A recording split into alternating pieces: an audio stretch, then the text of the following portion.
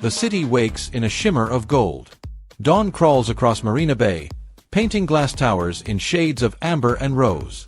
From above, Singapore looks like a dream, spotless, modern, impossibly expensive. But beneath the skyline lies a story most travelers never hear. You'd think the rich here spend more. Flashier. Louder. But in Singapore, the wealthiest have learned something the rest of the world hasn't figured out yet. They don't save like everyone else. This isn't about cutting coupons or skipping lattes. This is about a mindset forged in a city that wasn't supposed to survive, and did anyway. So if you've ever wondered why Singapore feels different, this is where it starts. It's 7 a.m. at a hawker center in Chinatown. Steam curls from clay pots.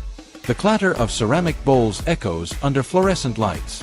A man in a faded polo shirt orders chicken rice, $3, cash only. His name is David Tan. He's 42. Owns 3 properties in Sentosa Cove. Drives a 10-year-old Honda. No one here looks twice. This is what they call stealth wealth, but it runs deeper than designer labels hidden in closets. In Singapore, the rich don't broadcast. They blend. And it's not by accident. When Singapore separated from Malaysia in 1965, the nation was given 2 years to survive. No natural resources. No army. No water. It survived by being smarter, quieter, more disciplined. And that memory of being small, vulnerable, and underestimated never left. Today, 68% of Singapore's millionaires say they actively avoid looking rich. Not because they're ashamed. Because showing off feels like forgetting where you came from. In a country that built itself from nothing, humility isn't a virtue. It's survival. But frugality alone didn't build their fortunes. There's a system, hidden in plain sight. And it's been running quietly for over 40 years. Beneath every skyscraper, behind every success story, is a financial engine most foreigners never understand. It's called the CPF, Central Provident Fund. Imagine a vault you can't touch, growing silently in the background of your life, while you work, while you sleep, while you forget it even exists. David's father was a construction worker in the 1970s. He built the MRT tunnels, wore the same boots for 15 years. When he retired at 62, he had over $800,000 in his CPF account. Money he never felt saving. Here's how it works. Every month, 37% of your income disappears before you ever see it. 20% from you. 17% from your employer. Straight into 3 accounts: retirement, healthcare, housing. In the West, you save what's left over. In Singapore, you live on what's left after saving. It removes the psychology, the temptation, the choice. By age 55, the average Singaporean has 6 times more retirement savings than the average American.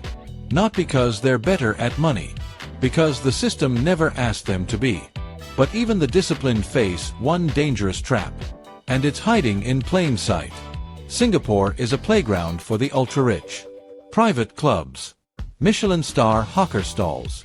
Rooftop bars where a cocktail costs more than a flight to Bali. Everywhere you turn, someone's selling you the dream. And it's louder here than anywhere else. This tiny island has the highest luxury spending per capita in all of Asia. The pressure is real.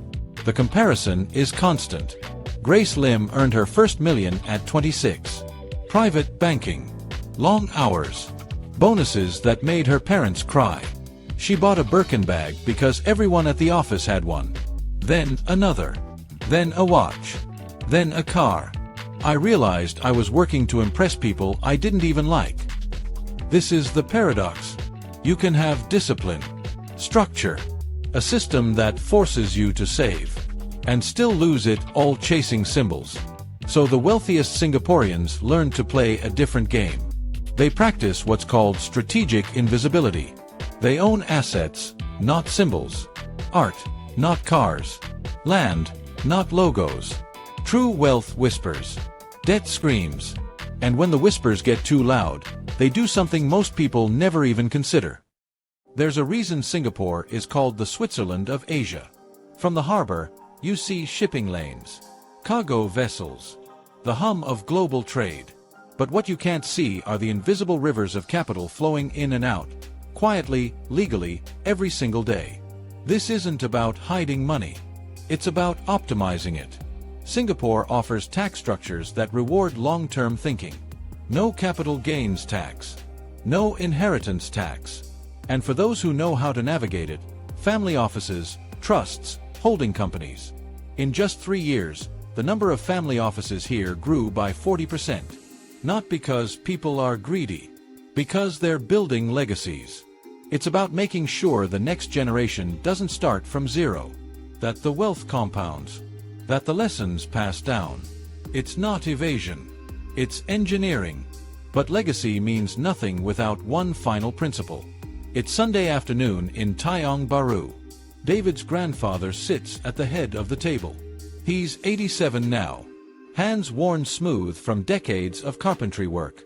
In 1984, he bought 3 HDB flats for $30,000 each.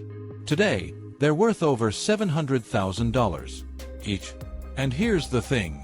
He never sold them. In Singapore, wealth isn't just earned. It's engineered across lifetimes.